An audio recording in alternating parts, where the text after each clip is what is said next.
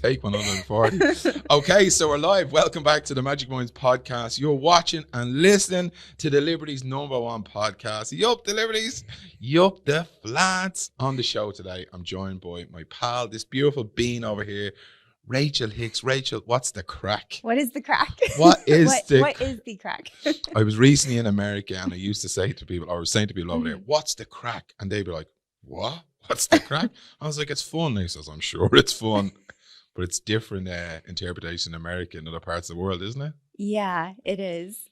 But the only crack we're having is fun today. Yes. Yeah? Yes, exactly. Yes. I'm delighted to be here.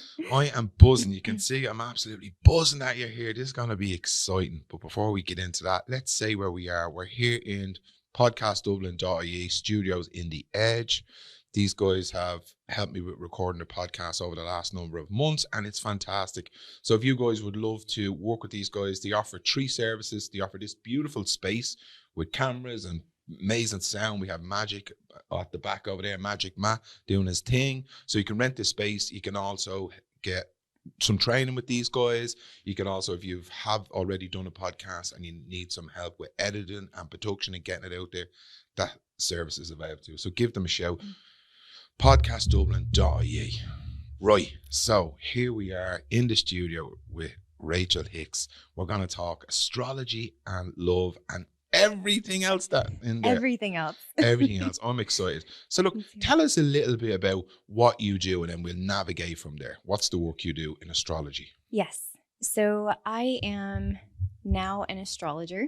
I say that because I was very reluctant to get into astrology, but it has magnetized me into its world, and now I'm just completely obsessed, and it's really amazing. So when I first started to even understand astrology a little bit, I only knew it in the pop version, which is what a lot of people understand with astrology. It's like reading a horoscope or seeing something, an Instagram post about if you're an Aries, then you're going to be this way, or if you're Virgo, you're going to have a wild week or whatever. And so I don't know. I was like, I don't know if that's something I'm interested in.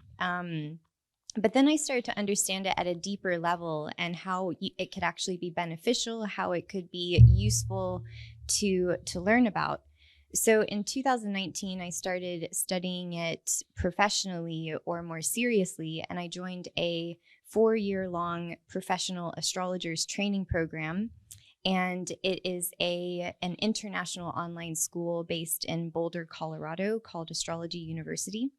And it was really Astrology University that sold it to me, because all of the astrologers who train the students, they have been practicing astrologers since the 60s and 70s, 80s.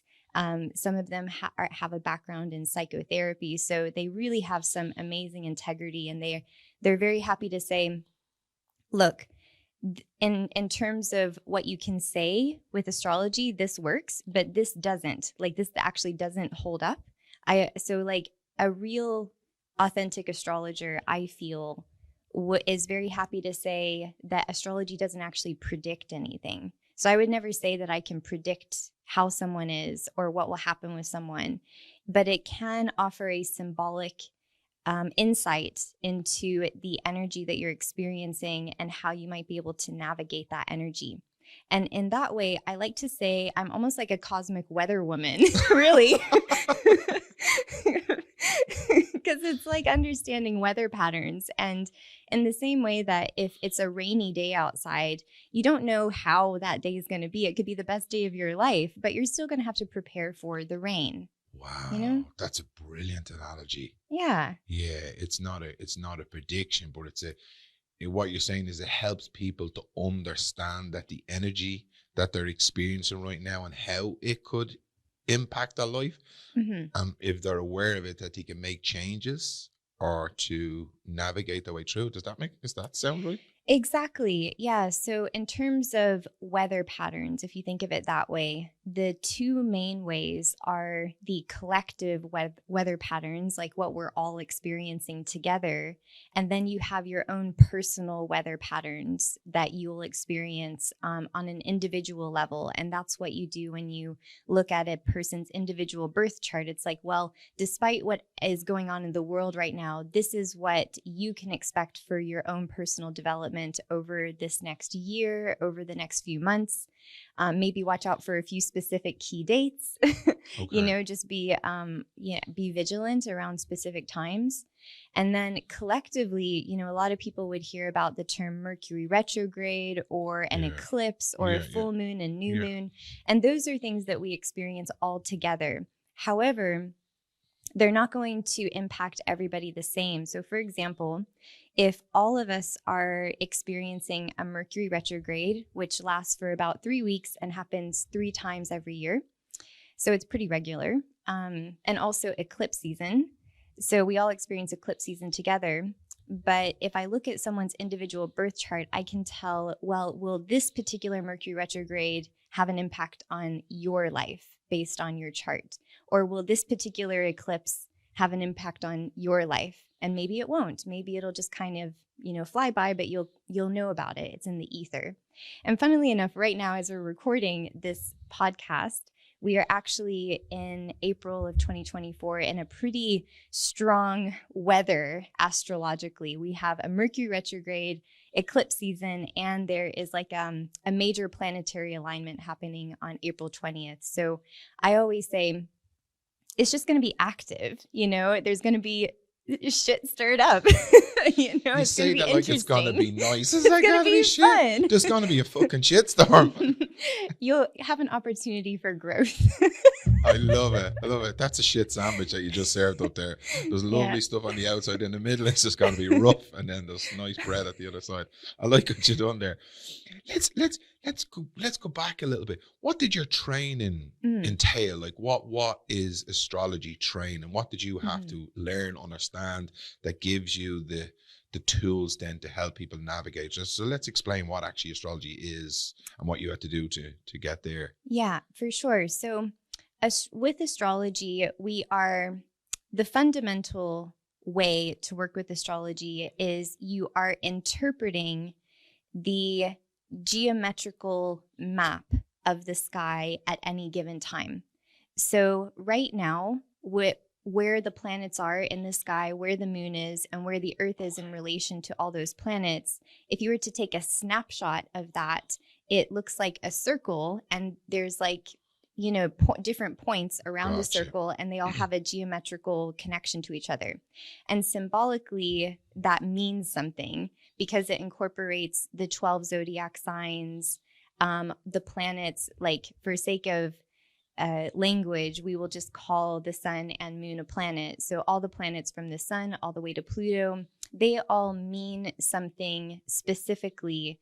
So every planet is a symbolic representation of a part of our psyche. So Mercury, for example, is about how we communicate and how we understand information. Okay, fascinating. Yeah. And Venus is about how we relate to each other and what we find attractive or how we attract. Right. Mars is about how we go after what we want and how we assert ourselves. Right. So every one of those planets is a part of our psyche. So it's almost like we have these individual characters, and people experience this for themselves. They experience themselves wanting different things and sometimes having to navigate this within themselves. It's like, well, I kind of feel like I have to look after these two different parts of me. And in astrology, we call that the planets.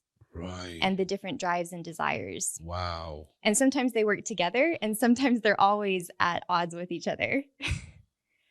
Yeah. That's quite complex, isn't it? Like where you think you just walk around and everything's okay, but there's planetary forces acting, whether it be Jupiter or Mars or and we don't know anything about it.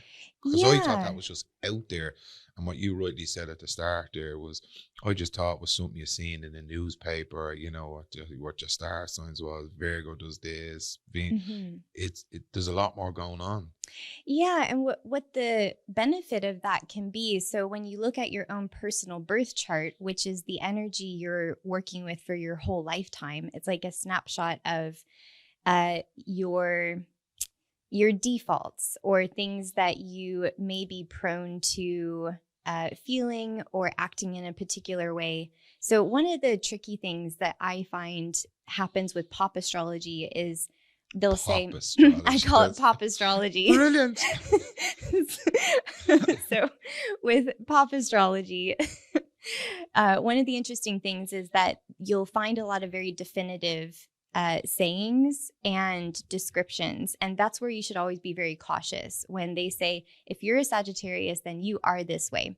So most astrologers who I would think have a lot of integrity would actually approach it in a slightly different way. They would say, well, if you're a Sagittarius, then you are probably going to meet these particular themes that are under the umbrella of Sagittarius, and you're probably going to come across these particular lessons that have to do with Sagittarius lessons in your process of development. It's not that you are these characteristics, it's that you're going to meet these things in yourself and in the world that will encourage you to learn about yourself or to develop yourself.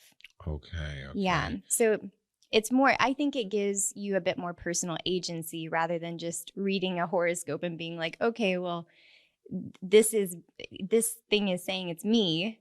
Well, actually, no, like you have agency, you can consciously work with these things. Yeah. And if somebody presents as a Virgo or Sagittarius, it can also align with other star signs as well. Isn't that true? Mm-hmm. Yeah. So in your birth chart, your sun sign, so if you're a Virgo sun sign and I am a Cancer sun sign, that's only one small part of our birth chart. And you actually have all of your other planets are probably going to be in other signs. So this is where you start to get the nuance and the detail. It's like, okay, well, what happens if you are a Virgo sun sign, but you have all these other zodiac signs and placements happening? You know, is that going to be support? Are they all going to support each other, or are they going to be in a friction with each other? But understanding this, what I find really helpful with this is that without knowing the astrological names of these different parts of your psyche, it feels like very personal. It feels very subjective. It's very inside of you. But when you get the opportunity to say, actually, that experience that I have sometimes, or that feeling, or those thought patterns that I have sometimes, that is called Mercury in Libra. Now I have a name for it. I can observe it. I can distance myself a bit from it and go, okay, so hey, Mercury in Libra, you're going off in this direction. So how can I benefit from your skills, but also be aware of where you might be challenging for me? And I love that sense of being able to get some perspective and, you know, step back a bit from your own personal experience. Wow. And that you're not governed by it. As you said, you have agency then to make changes that will impact positively on your life. Is that what you're saying? Exactly. Yeah. By understanding the nature of the planets and the signs that are interacting in your birth chart, by understanding the nature of them, you can enhance the positive skills, but also you can kind of prune the tricky parts, I think. Right. Yeah. Absolutely. You talk about doing a birth chart for somebody. Can we talk a bit about that? What that looks like, or what do you do? What's involved in it? How it can be beneficial to people? Yeah. So when I do a birth chart for someone, I do all my readings online. And so someone just sends me their birth chart information. So when they book me, they fill out a form and they send me their birth details. So date of birth, place of birth, and time of birth. And it is helpful to get as accurate of a birth time as possible, but I know for some people that's, not even possible. So I do work with people without an accurate birth time, but if it's in any way possible to get an accurate one, I definitely would prefer that. So then when they come into the session, I've already prepared, I've already looked at their chart. And so if someone's a beginner, what I'll do is I will give them a little overview of some of the basics. So when someone works with me for the first time, and let's say they've never done anything with astrology before, I'll tell them a little bit about their birth chart, which is like understanding the different characters within yourself. Right. And then I'll also give them a little bit of weather. So it's like, okay, how do we work with astrological weather? What are some of the things you might want to be aware of over the next year? But also maybe reflecting on certain things that happened in this past year. So I'll just give them a bit of a taste of how astrological weather works and how they might benefit from that. Wow. Yeah. So those are the two main things, is understanding the fundamentals of your birth chart and understanding how astrological weather works. Brilliant. How did you get to that point when they give you their date of birth and time? Do you backtrack? Do you go back and see what way stars were aligned back then? How do you work that piece out? Yeah, so every astrologer has a software, so a chart software. And I have a software that I use, and I plug in their birth details. And when I do that, it gives me a picture of the sky at the moment of their birth. And that's what I interpret. And it's like reading a different language, essentially. Wow. Yeah. That's fascinating. Yeah.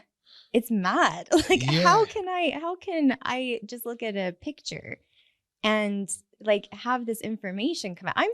It's a mystery to me. It's a mystery to me. But here's the thing. How accurate is it? Like, if you as an astrologer and another astrologer, would you guys see the same things, or is it based on how you interpret it? Yeah, so we would see the same things. There are a few different maybe methods of astrology. So for example, there's Vedic astrology, which is what they practice mostly in India. Yeah. And they use a totally different system of the zodiac. So what's really interesting is I know quite a few. So what I practice is called Western astrology. And those are the two main different types. So Western astrology and Vedic astrology.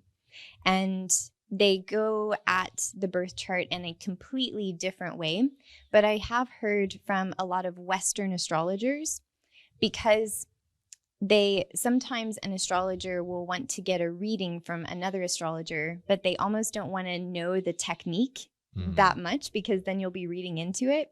And I know some Western astrologers who will intentionally go have a Vedic reading because they don't want to know the technique in order to be able to analyze it. They want to go into it almost cold. Right. Because they use a totally different technique. And what's really fascinating is that even though the Vedic astrologers are using a completely different technique, they're coming up with the same end result. So I don't know. That's mad. Why I asked you that was because I want to help people take away my own skepticism. Because as you rightly said, it's this pop coin, it's in the paper. Yeah. I'm like, no, is this really real? But there's a lot of validity in it. As you said, if you match it against the Vedic way and the Western way, or one astrologist versus the next one, they're coming up with very, very similar readings. So that tells us there's a lot of validity in it. Yeah. I'll tell you something interesting. Okay. This is my, as we know, this is my 4th, 2nd, 3rd endocrine system going, is this really real? But what I'm hearing, it's very valid. Well, so I feel there's two ways about it. There is this quote. I'm trying to remember who said this, but maybe it'll come to me in a minute. But I think it was an astrologer named Richard Tarnas. I believe he said, astrology is not concretely predictive. It is symbolically predictive or archetypally predictive. So in that same way of you don't know exactly what's going to happen on a rainy day, but it's going to be raining, and there's certain things you're not going to do. You're not going to go have a picnic in the park, So maybe, like there's certain things you just might not do on a day like that. Is that predictive? Well, it's just, you're kind of preparing because you know a little bit of that information. So, back in 2019, when I was just starting to get interested in astrology and studying it, I started to come across, it was a very interesting time for me to get into it, to studying it seriously, because I started to come across a lot of astrologers talking about a very particular thing. And I was like, this seems to be a pretty big deal. And I was like, I don't know what this is, but there's something that a lot of astrologers are talking about, and it seems to be a really freaking big deal. And I just started to tune into it. And I went to a few talks and I started to read some books about it. And what it was is that a lot of astrologers in 2019 were saying that 2020 was going to be massive for the whole world. And there were certain things that were going to unfold. Wow. And like, I love traveling. I can't imagine a year when I wouldn't be considering like somewhere that I want to go to or explore. And I remember a friend of mine got married at the end of 2019, and she was asking me, because she knows me well, she was like, well, what are your plans for 2020? What are your travel plans? And I said, I don't have any. And she was like, why? And I said, well, apparently something quite wild is going to be going on astrologically, and it's going to be very uncertain. And I just, it would be wise to not make travel plans. And she was like, she was not really having it. She was skeptical, and I'm skeptical as well. I was just kind of testing it for myself. And then when March 2020 happened, she called me and she was like, Rachel, tell me everything. Yeah, you knew that this was coming. And not specifically, but it was out there in the astrology world that something big was on the way. Astrologers knew that there would be a worldwide experience where things would be, the word is restricted and kind of shut down, and that everything would come to kind of a still point. It would be completely transformational, and it would be worldwide, and that travel and like a lot of things would be very uncertain. Wow. Wow. And we all know what happened in 2020, don't we? So, I mean, is it predictive? Is it not predictive?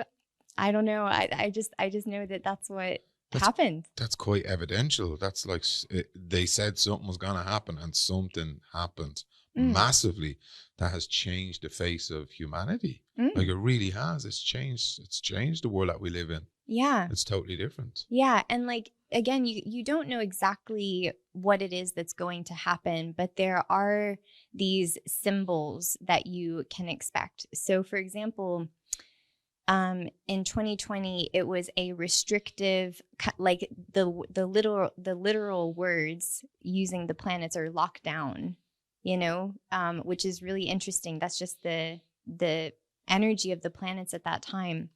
Whereas what we're coming into in April, it's a sparkier energy. It's more kind of electric and excitable and more active for sure.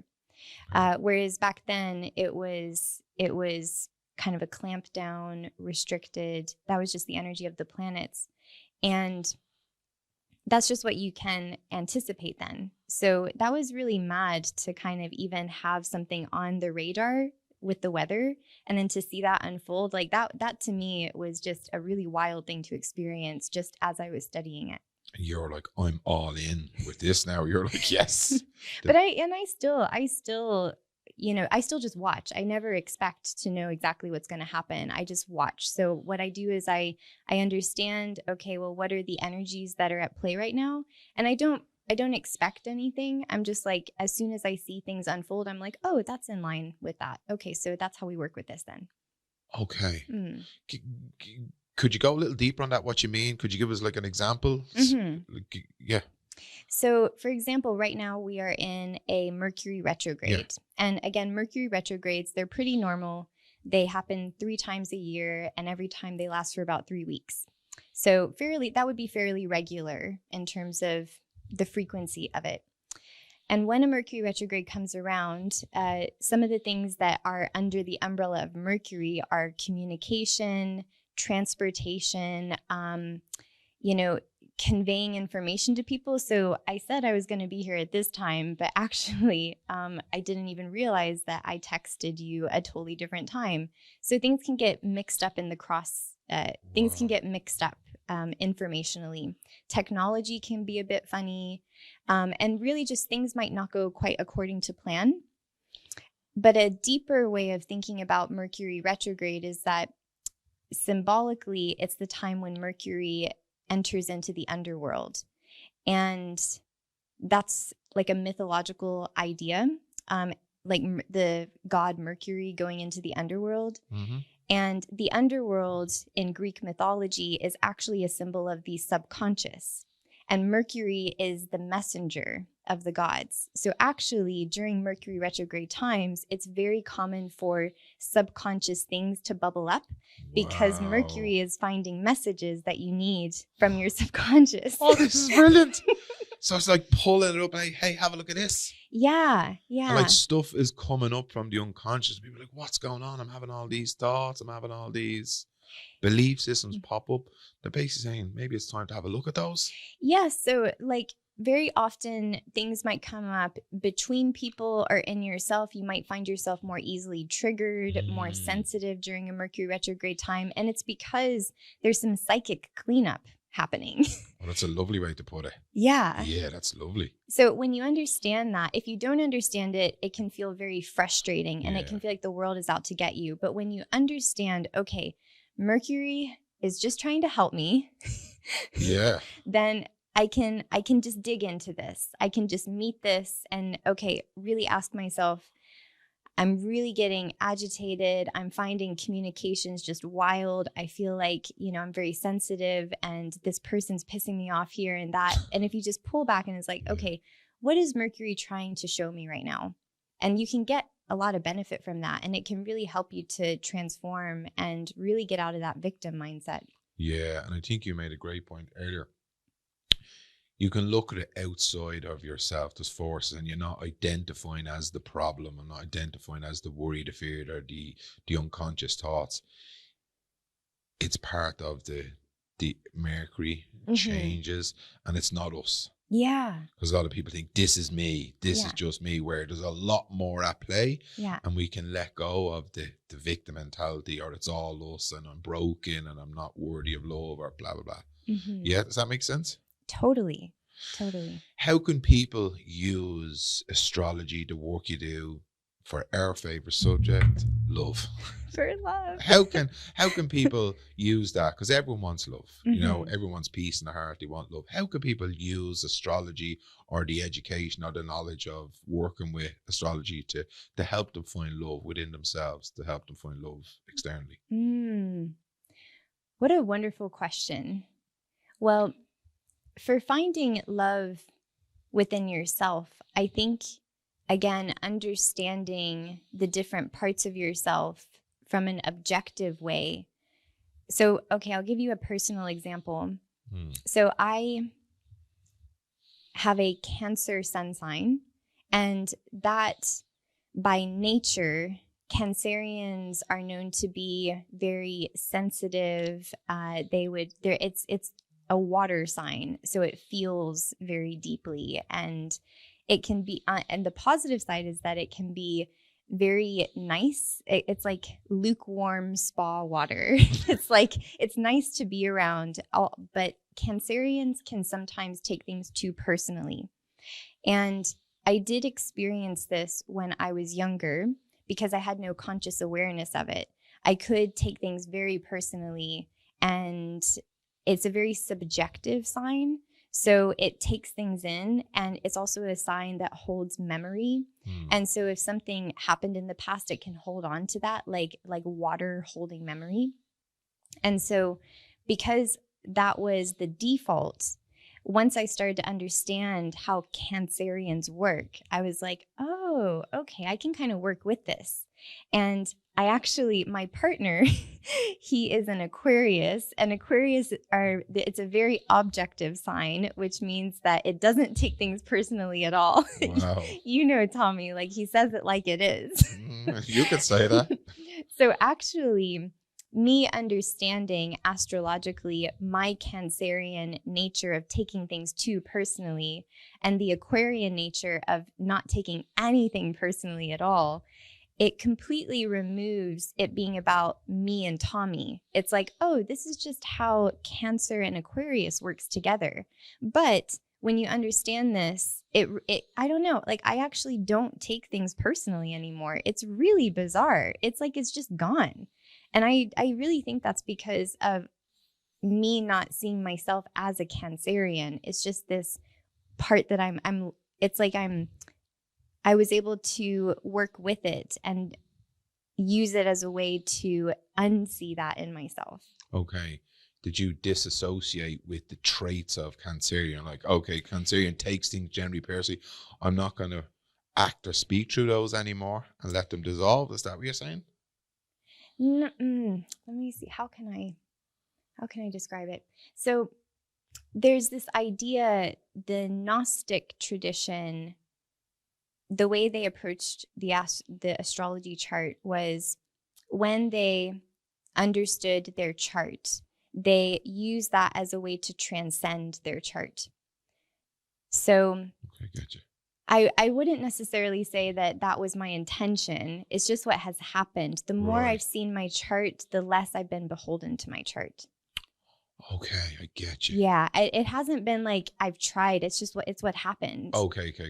So if I'm interacting with Tommy, it's not like I tried to be like, oh, it's just an Aquarian thing. No, I'm like,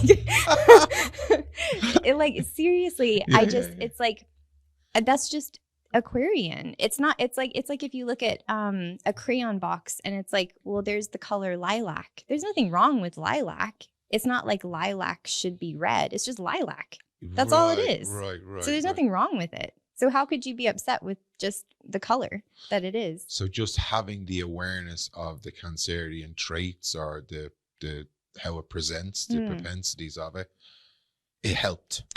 Yeah, and that was not my intention. I didn't expect that. It's just what ended up happening. And I have heard that from a lot of other people as well. And Tommy has also mentioned how much benefit he's got from understanding the Aquarian nature. And again, he wouldn't have tried. He's just like, hey, that's interesting. That's just how Aquarius is. And this is how other people take Aquarius. This is how they feel that. How interesting. Yeah. Wow. Fascinating, isn't it? Yeah. So if people understand their propensities or their traits of the star signs, that can help them align, coming back to the question about love, that can help them with that? I think so, because for me, I feel like love is, it's everything. It's just pure light. And the astrology chart, like love is the root of it all. Okay. And I think that we come into this world, through these astrology charts, and we just get the opportunity to explore based on what the astrology chart is saying. But really, like for me, love is the boss. There's nothing that gets in the way of that. So anything I understand from my astrology chart is really just comes back to love. And it just eviscerates anything that might be tricky or challenging or amazing or whatever in the astrology chart. So for me, like love is the boss. And I just always come back to that. So from your experience of doing astrology, your journey through this hologram, working and living and partnering with Tommy, how do you help people return home to love? How do we help people with that? How do we get them home? It's interesting. I've heard this from quite a few people that I've worked with. And again, I'm still discovering, in all the sessions I do with people, I'm still discovering how it benefits people and how it shows up. And I've had multiple people say to me, not that I've tried to it hasn't been my goal necessarily. I'm just reading the chart. Yeah. But when we have been able to identify different parts of the chart, and they're able to kind of pull back and be like, whoa, I can see these activities, but it's not me. And that's it. There's something like alchemical about that. There's something alchemical. It's transformational. Wow. When someone sees, it's like these things that I've been feeling so close to, like right on the surface of, all of a sudden I'm pulled back a little from it, and I see that's just an activity. It's not me. So I actually can work with this, and I don't have to be beholden to it. That's fascinating, isn't it? Yeah. And that's it, like whether it's astrology, whether the traits of Cancerian or Virgo or whatever, or identifying as somebody with anxiety, or somebody was left-handed, or somebody is tall or small, when you can disassociate and disidentify with it, you create freedom in yourself, don't you? Yeah. Well, can I ask you a question? Is that okay? Yes. Can I ask you a question? Yeah, of course. It's not a difficult question. Virgo. Yeah. So we've talked about Virgo before, and Virgo does tend to be more discerning and analytical, and it's the skill of Virgo is to have that sharp eye and to be discerning and to say, hey, yeah, like there's a lot of good stuff here, but there's also some stuff we could get rid of. Like it's not all good. We got to kind of get rid of the crap. And that's really important. Separating the wheat from the chaff. Is that the saying? I love that saying. Yeah. That's a Virgo saying. Yeah. But one of the challenges of Virgo is that because of that discernment, it can be a bit anxious as well, and over analytical, and it can like get too caught up in the details. So it's like when you can see that as not you, because I know you, and I know that you're the same, like love is the boss. Just the light is the boss. Yeah. And when you align with that light and love, the Virgo, it's like you just see it. It's like, okay, I can work with this. It's like having a pet. It's like having a dog. It's like Virgo is the lovely dog in your life, but I love it. You are love. Yeah. But you know how to work with Virgo. Yeah. So the question was, is that the question you asked me? How do I work with that? How does that feel for you? Like what I just said, does that make sense to you? Oh, 1,000,000%. Do you feel that? Yeah, because I would have wore those traits as a wet duffel. I was like, yeah, this is me. I'm Virgo. I'm analytical. Yeah, I'm kind of nervous. I analyze stuff. Like even to the point, like as you said, love is the boss for you and I. I'm just all about setting myself that way. That's where I'm going. Anything that wants to take me that way to Shittsville, Arizona, I'm not going there. I'm going this way. Yeah. So I put a message into the group the other day about my experience with Brownie and how much I loved her, and then the shit show tried to take out. And then Tommy says, "Can I answer this message in the group?" I was like, "Oh Jesus!" I was like, "Yeah, of course, it's in service of the group we're in. We're in an amazing group, the Light Being group." And he went at the message that I sent him, and he analysed it. And inside, I was experiencing, oh shit, can't believe I made a bollocks of it, and all this stuff came up, and I started getting analytical and critical and anxious.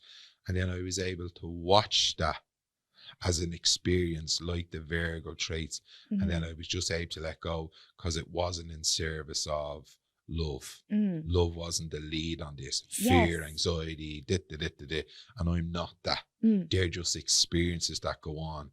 And I'm like, wow, I'm now aware of that. Yeah. But I'm aware of what I want, which is higher, which is love. Love is the boss. Love is the light. So it's been a valuable tool to me. Like even the stuff that we covered in the chart that you done for me was like, wow. Because I thought Virgo is just this, but then I have some Libra in me.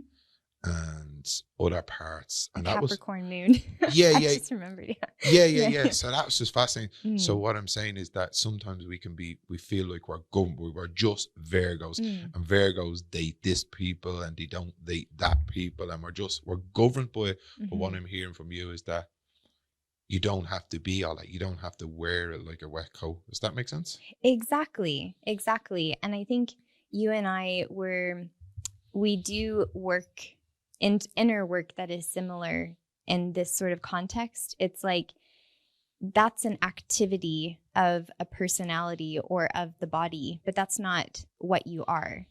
And the astrology chart, that's what it is to me. It's understanding the bolts and nuts and cogs of the personality and the body and where it tries to take you, so that you can have your eye on it and be like, hey, come on now.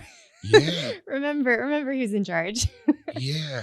Yeah. Isn't it beautiful? I'm just adding up the piece. I'm really excited now to go back and listen to the video that you and I sat down and done. You done my chart for me, and I'm going to go back and listen to it. I probably don't appreciate as much. I didn't probably appreciate as much as I do now, given the position I'm in, this conversation, the work we do with Tommy and the group, because it's just another additive to our life to have an understanding of our spiritual experience. Does that make sense? Exactly. Yes. And that is one of the really unusual things with astrology is it's very much a slow burn. You can't go quick with astrology. It's almost like you have to soak it in. And I always record sessions for people because it's a very unusual thing that happens where when you're in the session, even when you feel like you're being very attentive and listening to everything, if you listen back to the recording a year later, you'll hear it completely differently. It'll just sound totally different. I even remember I still am learning things about my own chart. There's certain things that I would have seen in my chart years ago, but it didn't quite click with me. It didn't land in me. And then I'll have an experience in my life and I'm like, oh my God, there it is. I see it in its full technicolor. It actually is there. I couldn't see it. And I really love that. I love the process of it unfolding because it's always interesting. It's never boring. What I'm loving about it, and you rightly touched on it earlier, we'll go with the thing that happened in 2020. Something's going to happen. You're not going to give it a load of language. It's this, that. There's energy going to move. So just watch out. So just be cautious. mindful, be cognizant that the alignment of the planets and the universe is going to do some stuff, and stuff is going to come up there. So we don't get lost in the detail, lost in the language. Just prepare that stuff is going to happen outside of yourself, and you can, as a spirit, as an energy, can navigate this body through that tumultuous situation or joyful or happy experience. Does that make sense for people? Exactly. Yes. Yeah. I'm definitely an optimist. Everybody who has worked with me knows that when there's a Mercury retrograde coming along, I sound very happy about it. I'm like, yes, a time to learn some stuff. Yeah, because what I think I'm hearing you saying is that there's a lot of unconscious patterns and behaviors and systems going on that we're unaware of. And if Mercury's going to come along and just pull that stuff up and say, here, would you want to have a look at that? Yeah, that's going to bring us nearer to the boss. Exactly. Yeah. And if you're interested, if you're honestly, authentically interested in love, what's in the way? The bullshit that's hidden in the bushes, in the undercurrent, bring it up and let's have a look at it. Yeah. Exactly. Yeah. And yes, I do think that is a great benefit to be able to enter into those times. So for example, going into April of 2024 and the first part of May, it's like, okay, everyone be watchful. Just be watchful. Watch your reactions. Watch anything that tries to, one of the best things is expect the unexpected. And if things don't go according to your plan, like just relax. Go with it. Go surrender. Yeah. Yeah. Would you have found the demographics interested in astrology, this work? Would that be predominantly women instead of men? Because for me, and I don't want to be sexist, when I said I just grew up and I thought that's just something that girls are interested in. It was for me. But now I'm seeing it as a hugely beneficial tool to understand how I can navigate through relationships, through work, through family stuff. It's been an eye opener for me to understand, this may be influenced by their star sign, the alignment. But I used to always think, that's just a girl's thing. Yeah. And I don't mean to be sexist. That's just how I grew up as a boy. Yeah, I do think that it can have, there are a lot of women interested in astrology. And I think as well, because astrology is circular instead of linear. So with astrology, things happen in cycles. So it comes back around. And I think the female body is very aware of cycles, you know, of course, like the monthly, their monthly cycle and all of these different cycles, whereas the male body in general is more linear focused, you know, like cause and effect. But I think we know we are all of nature, you know, we're all natural beings, and nature is inherently built around cycles.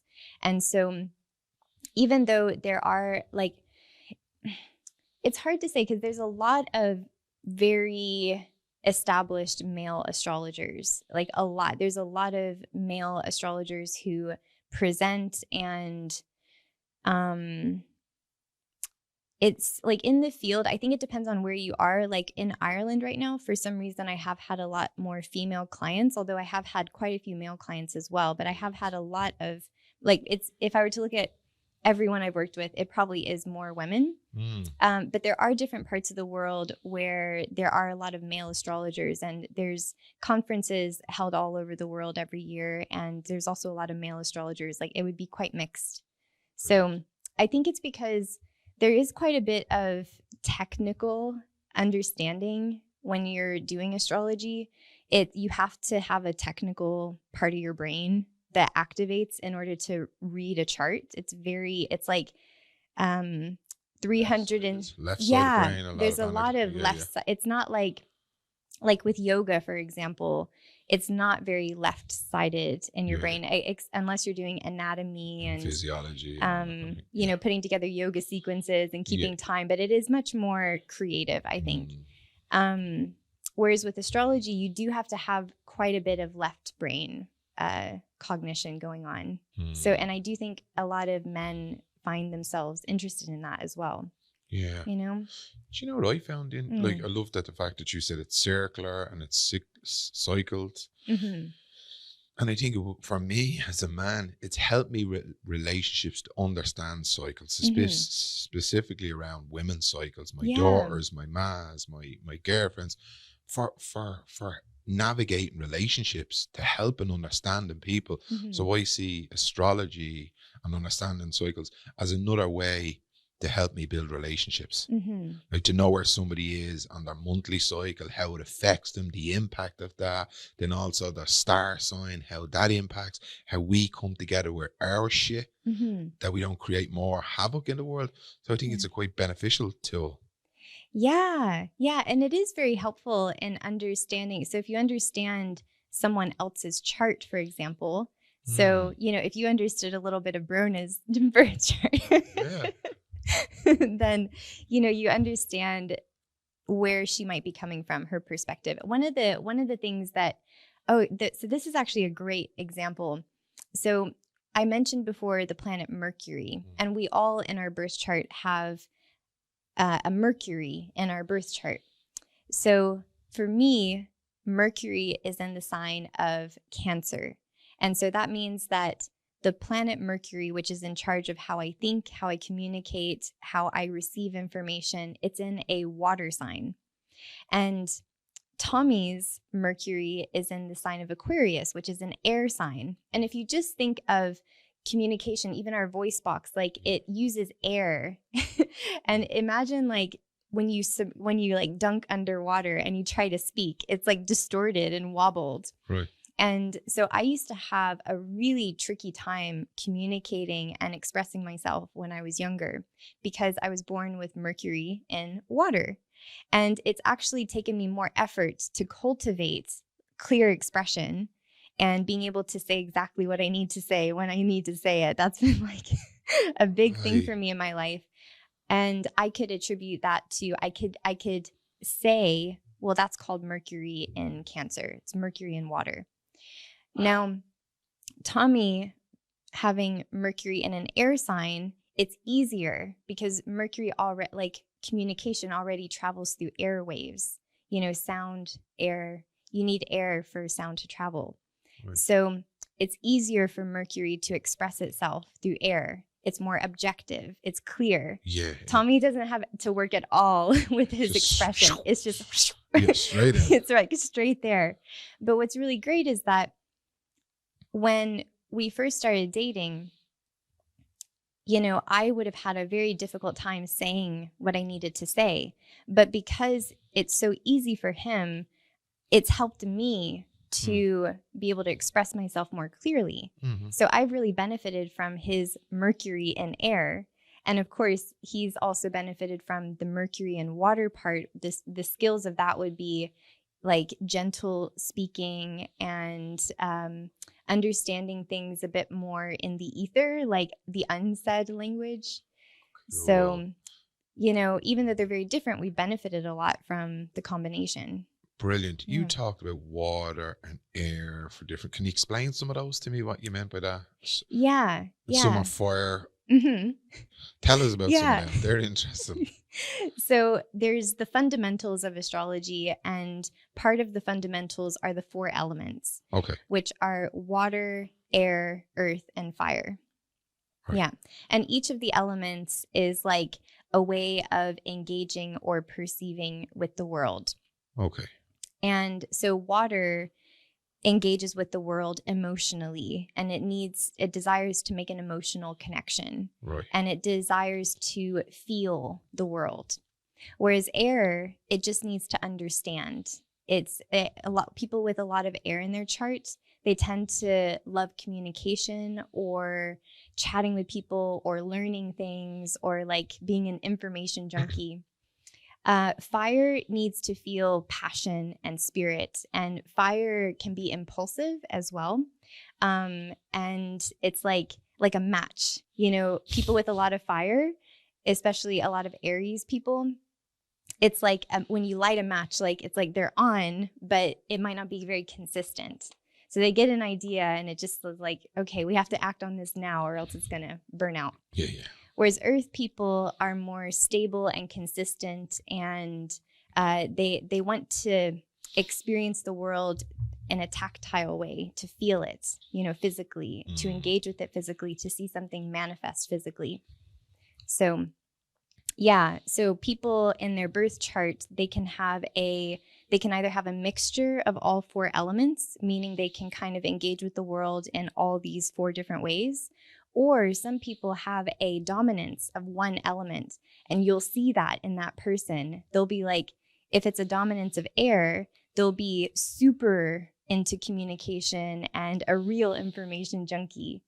Or if it's a dominance of water, they'll be, you know, it's almost like you can see them being submerged. It's like there's just feeling all the time, and it's all about feelings. So, wow. How do people find out which one they are?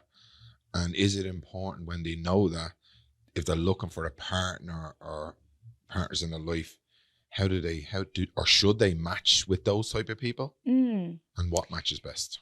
So your first question, so your sun sign will have an element that it's connected to, but you might have a huge mixture of other things in your chart. So you would need to have a chart reading in order to find out your overall mixture. Brilliant. Yeah. So that would be the one way to find out your overall mixture. In terms of compatibility, I actually don't really ever say that certain signs or elements are necessarily compatible. That's brilliant to hear. Yeah. Because everyone would think it's just a set way. Yeah. Virgos go with this, Sagittarius go with this. Yeah, no, that has not stood up to me at all. I love it. Yeah. That's great for people to hear. Yeah, no, I don't. I just have. So what I have found is that if you have 2 people who are both predominantly water, it almost means that they speak the same language, but it also means that it's very easy for them to understand each other. So that could mean that there's a lot of great flow for them and they don't have to over explain something, but it also might mean that there's not enough like oomph, you know, and not enough friction. So they might actually, that might be what the relationship is for, though. It might be for flow. Okay. Whereas I've seen other people who have like what you might call more friction in terms of their charts, but like that's what their relationship is for. Like they want to, learn from each other and they challenge each other. And so I think that what I always say to people is if you're attracted to someone and you find yourself in a thing with them, then that means that it's for something. and then once you have established that a bit, then we can look at your charts and understand where the two of you are coming from and what you're bringing to the table and how you can work together. But yeah, that's how, like, I think anyone can be compatible, but it's like, what are you wanting to learn or what are you wanting to experience with this relationship? And that's what the astrology charts can tell you. That's fascinating because I always had this fear and this worry that only these cohorts of people should match together and not these. But what I'm listening to you over the last hour is that it's just experiences and you're not governed by those experiences, and whatever you come together to and you experience, that's just what it is. It is what it is, and it's our difficulty around accepting what is sometimes can be our challenge. Does that makes sense? Yeah, and this actually, you just brought up something that is one of my favorite things that I like to say in relation to understanding astrology, is that I really like the idea of thinking of it as like a color palette.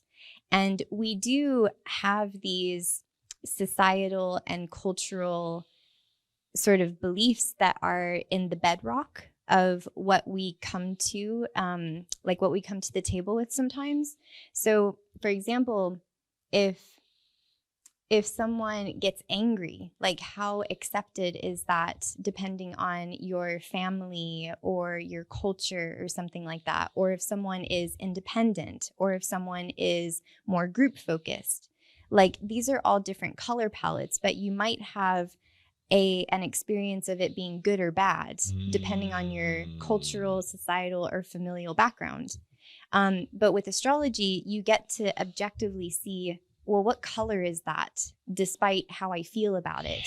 If it's red, it's red. It's red. It doesn't matter if I like it or not. It's fucking red. It's just red, No, and red. I love that. I love taking my preferences out of it and just being like, well, that's the color. Yeah. It's our ulterior motive when we go into things. We don't accept just what is.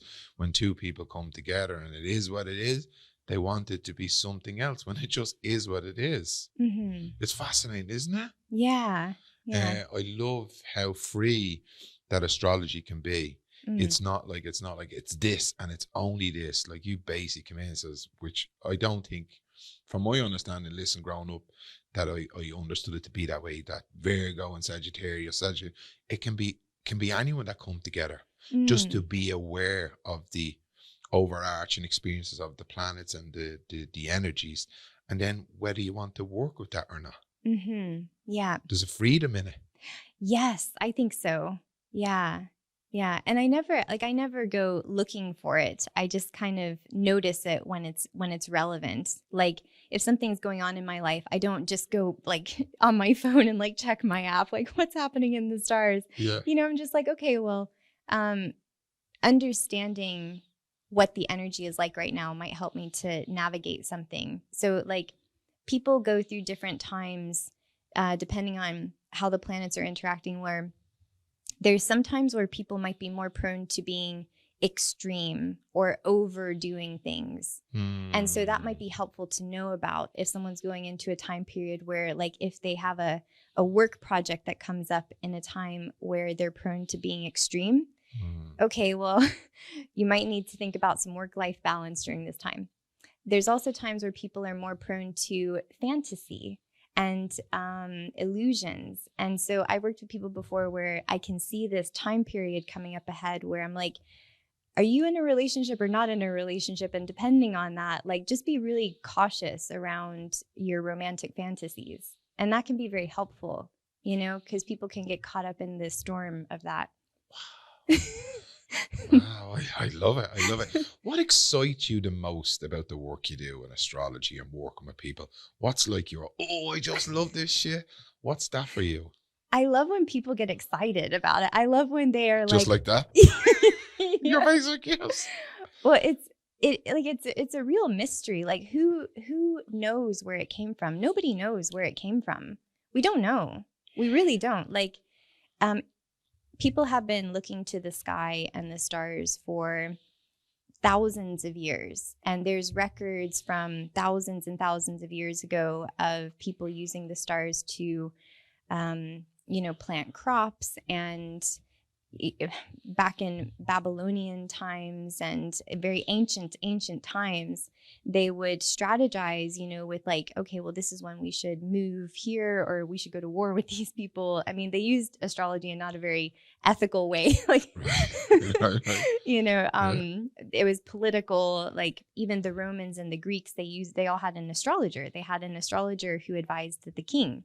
And yeah. Really? Yeah. Mm-hmm.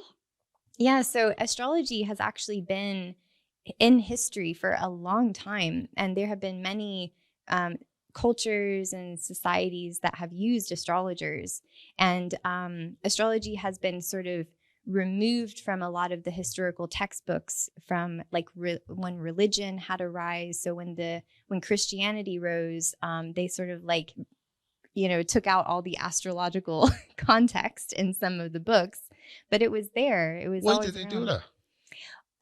Because during different times in Christianity, so during different times in Christianity, they said that only God could say what's going on with you or what the next year holds. The stars certainly can't do that. And so we have to remove the idea that the stars might be able to offer some insight or any sort of idea of what could happen. But the stars are gods. Well, see, this is where we are now. So it's blended back. Yeah. Yeah, exactly. like God, the stars, the energy, the oneness, the universe, the Atman, and Christ-like energy. It's all the same. Yeah. So the basic. Exactly. Yeah. So we've come to that point now. But back then, when it was more separate, they didn't want anything competing with what the church was saying. Wow. Yeah. And it's not predicting what's going to happen. It's just saying, well, based on what has happened in the past, these energies are going to move left, right, up, down, and stuff will happen. And just be prepared for it. Well, yeah, well, that's how we use it now. But back then, a lot of people, like around the year 0 and for a few hundred years before and after that, they would have used it very predictively, and they would have really, I mean, it was quite, so there's something that people are referring back to now called traditional astrology or Hellenistic astrology, and it's from like 2,000 years ago. And there were a lot of texts so get this, this is mad. So for thousands of years, astrology was fairly basic. It was just like they studied the eclipses, the full moons, the new moons, the movement of the planets that we can visibly see in the sky, like Venus and Mars. We can see those in the sky with our eyes, whereas we can't see Uranus, Neptune, and Pluto. We can't actually see them with our eyes. You need a telescope. So it was pretty basic up until about a couple hundred years before year 0, which is 2,000 years ago. So about 2,000 years ago, something happened. And all of a sudden, out of nowhere, there emerged all this very, very complex chart interpretation and chart calculation. And we don't know where it came from. They say it's maybe linked to Hermes Trismegistus, who is like a potentially mythological character. Right. But like it went from basic to within a couple hundred years exceptionally advanced. Wow. And nobody knows how or why. There's no record of what happened or what really transitioned that. Wow. But a lot of the techniques we use now are based from that time. Brilliant. It's fascinating, isn't it? Yeah. And like that to me is like, what? I went on a tour with, is it Galactics Ireland? Ramon. Yeah. I interviewed her for the podcast. Yeah. And I couldn't believe how much I don't look up. Look up in the sky. We went to Wicklow at the foot of the Sugarloaf, and he had these telescopes, and we looked up. It's just incredible, isn't it? Like, it just blows your mind. That stuff that you talked about here for the last hour or so, just look up. Just Oh my tell people God. just to look up. I know it's Yeah. hard in the city because of the light pollution, but go out into the woods or go out into the country and just look Even up. in Wicklow, you can see quite a bit on a clear night. Yeah. And it just blows your mind. Yeah. Like, it's fascinating. Have you been out to the dark sky reserves out in the west? No. No. Yeah. Well, Is that in Killarney or Kerry or? Kerry, I don't know this, but I know in the west of Kerry, probably in the west of Cork as well, but Ireland has some they're designated dark sky reserves. Like they are, there's not many places in the world, I don't think, that are designated this. Like they're official dark sky areas where when you are there on a clear night, you can look up and you can see the Milky Way. Like you can see everything. It's crazy. And the first time I saw it was years ago around Christmas time, because here in Ireland in the summer, it doesn't even really get that dark, even in the middle of the night in the summer. So it's hard to see the stars because of all the sunlight. But in the wintertime, you get those proper dark skies and you can see everything. And yeah, it's like, it's a lot. It's a lot. Yeah, I couldn't believe when I looked up, like before we even put my eyes into the telescope, just to see all the stars and the planets and I was like, wow, this was a whole, it actually felt like I was in a cinema. Yeah. It just blew my mind. And that's just our galaxy. Like there's thousands of galaxies out there. Yeah. It's like how much life is out there. Yeah, that's a whole new episode. UFOs and other. Did you watch that the UFO God podcast with Chris? Yeah, Chris Bledsoe. Yeah, 3 hours. Yeah, that was incredible. I did. Yeah, that was one Tommy shared. Yeah, insane. With Chris Bledsoe, and he's I think Chris Bledsoe. I think he's from North Carolina. And you were. I mean, I know Florida and North Carolina. They're hours away from each other, but it's still the South. Yeah. So there's a similar quality of being in the southeast of the United States, but he has a wonderful quality about him. Like I grew up in the South, I grew up in Georgia, and I understand his way of being. It's very simple. Like in the southeast of America, it still can have that very down to earth quality about it. People can be very, just enjoying the simple, slow life. I mean, it's been years since I've actually lived there, so I don't know if it's still like that. Maybe you could tell me.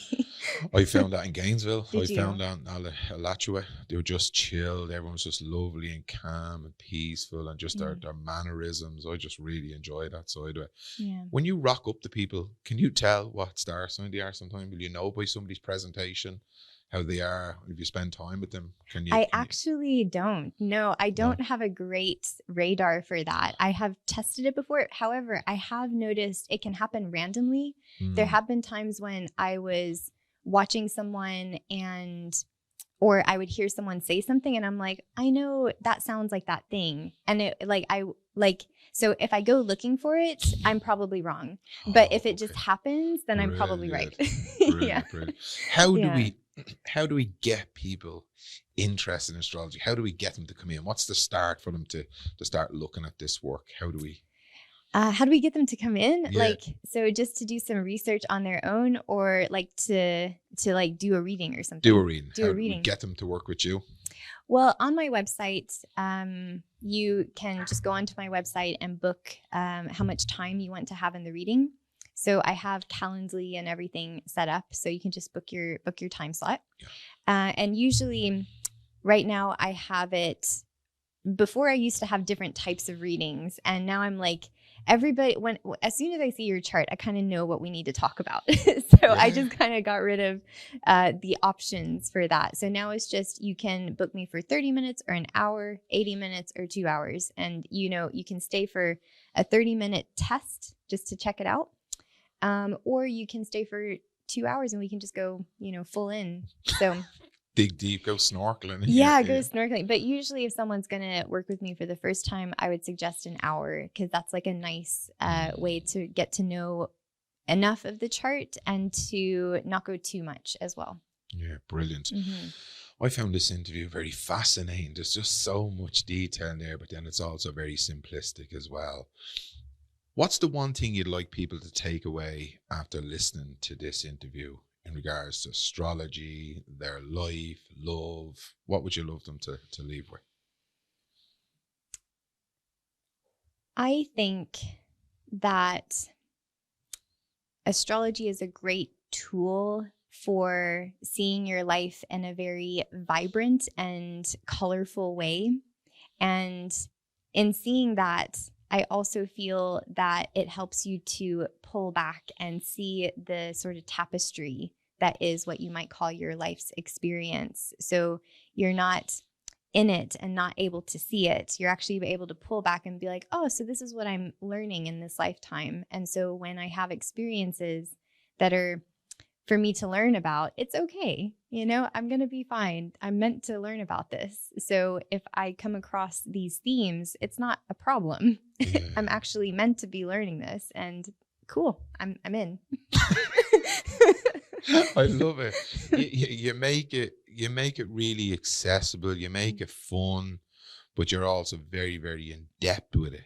You know, and then what I found from sitting here with you and knowing you and getting a reading from you as well, it's you're not governed by it. They're just experiences that may be going on in your humanistic time on this planet. And it's just a bit of crack. It's just a bit of crack. There's a shitstorm coming, but it's just a bit of crack. It's just a bit of crack. Roll your sleeves up. Yeah, it's that. And it's not, that's just the way it is. This is a possibility for change for you, but it's not, and you don't know all the answers. That's another thing. I would have always felt when I read astrology or looked into it that it was just, that's just the way it is, and it's not, but it's not. That's not what you're saying. No, and that's actually one very practical thing. If someone is reading anything about astrology or their own signs or looking up their chart on some of the apps, my rule of thumb is take what works for you and leave what doesn't work. Don't believe everything. Like if it doesn't resonate with you, don't take it on. Brilliant. Bam. That was fascinating. Thanks so much. I really appreciate you. And I love your energy. I love what you bring to the astrology table. It's just deadly. Thanks, You're Matt. a beautiful You being. too. I love you. I love you. You're deadly. So there you have it. What a fantastic. Oh, where can people find you? Let's give your website, your Instagram page. Where can people find you if they want to do work with you? I have worked with you. I absolutely love you. I love the fact that you're an astrologist, but you do so much more. You understand this from many different levels. That's why I love the work you do. You do astrology, but you also see it from all the other stuff that we do, the work, the meditations, the understanding of the human experience. And you can blend that and help people navigate through their experiences. And that's what's fascinating. So where can people find you? So my website is www.rachellehicks.com, and Rachel is spelled Rachelle, and Hicks is Hicks. So rachellehicks.com is my website. And then my Instagram, I only use Instagram really, and it is Rachel Hicks, spelled the same way, Astrologia. So not astrology, it's Astrologia. So IA at the end. Why did you go with Astrologia? Well, because people were duplicating my account when it was Rachel Hicks Astrology, so I had to change it up a bit so I wouldn't get scammers. Fucking scammers.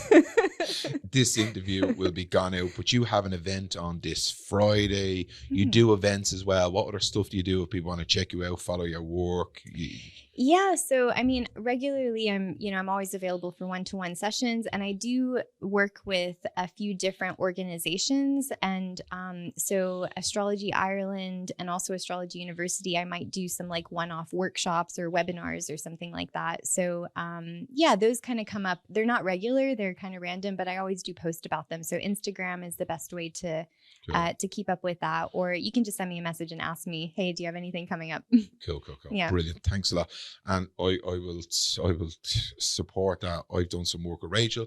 The group that we're in, the Light Being group, are full of amazing people, top class professions in the work that they do, and have worked with Rachel. So she has a vast amount of experience and a lot of support there. So thanks. Thank you so much. So guys, please share this with family and friends. It's a fantastic interview. It's an area that I never thought I'd cover, but I love it. I love astrology now. I love the understanding. I love science. So thanks for sharing that with us. Please give podcastdublin.ie a follow. Get in contact with me if you'd love to use the space, or you love training, or you want to release a podcast that you've already recorded and they will help with your production. All my interviews are brought to you in support with Noel Riley from Rooney Media Graphics, the girls from Shannon's Hope Line, mental health advocates in the Dublin area. Have I forgot anyone else? Matt on the camera back there looking super trendy in his hipster scarf. Stefano's in the office shaking his hips like a bag of chips. That's it. That's a wrap. Don't forget to mind your little self. Yup the flats, yup talent, yup astronomy, yup the Light Being group. What? Have we forgot anybody, Rachel? Oh, this is not really astrological, but I do the superhero satsang with Tommy every month, and you can't always find me at the superhero satsang, even though sometimes I'll bring in some astrology. But yeah, so if you are interested in a monthly sort of gathering to talk about life and other things, you can send me a message about the superhero satsang. Oh man, that is a whole different level. That's another universe if you want to get onto the satsang, working with Tommy Ellis, coming to the satsangs. If you're interested in doing real deep work, if you're interested in taking away what's not you and really discovering what you really are, come to the satsang, start working with Tommy Ellis, spend some time with Rachel. I'll give you a little insight to the satsang. When you go and you sit there, Tommy's in the middle, doing the shoveling, getting rid of all the shit that's not meant to be there. You have Rachel, a very beautiful angelic being, and then you have Nadine on the other side, just channeling in the energy from the different universe. It'll just blow your mind. You will just be, your system will be called out for what it's not, and you'll be left with what is, and that's love. That's God. I can't recommend the satsangs anymore highly, working with Tommy or Rachel or Nadine or the people in this group. It's another world. It's another astrological jump. I'm delighted you mentioned that. Yeah. It's really important. It's a big part of my life. The satsang, the Light Being group, these beings that I spend my time in with, it just changed my life. So thanks for saying that. Oh, yeah. Yeah, I love you, and I love all the light beings. Thanks, Matt. That's a wrap. Yup the flats. Yup.